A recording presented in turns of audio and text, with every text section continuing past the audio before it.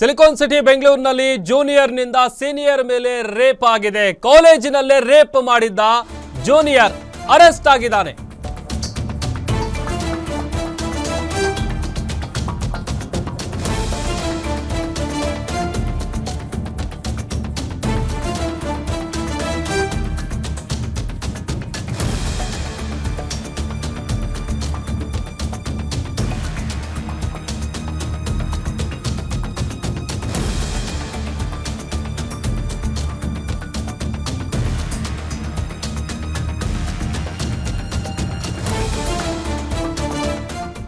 ಬೆಂಗಳೂರಿನಲ್ಲಿ ಜೂನಿಯರ್ನಿಂದ ಸೀನಿಯರ್ ಮೇಲೆ ರೇಪ್ ಆಗಿರುವಂತಹ ಘಟನೆ ನಡೆದಿದೆ.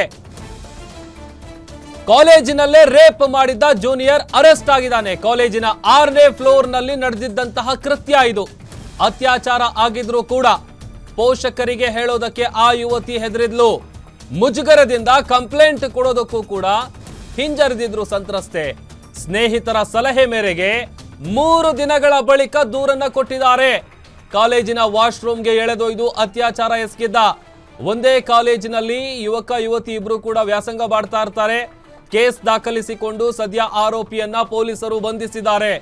ಹನುಮಂತನಗರ ಪೊಲೀಸರಿಂದ ಆರೋಪಿ ಜೀವನ್ ವಿಚಾರಣೆ ನಡೀತಾ ಇದೆ. ಎಲ್ಲ ಆಯಾಮದಲ್ಲೂ ಕೂಡ ಪೊಲೀಸರು ತನಿಖೆಯನ್ನ ನಡೆಸ್ತಾ ಇದ್ದಾರೆ.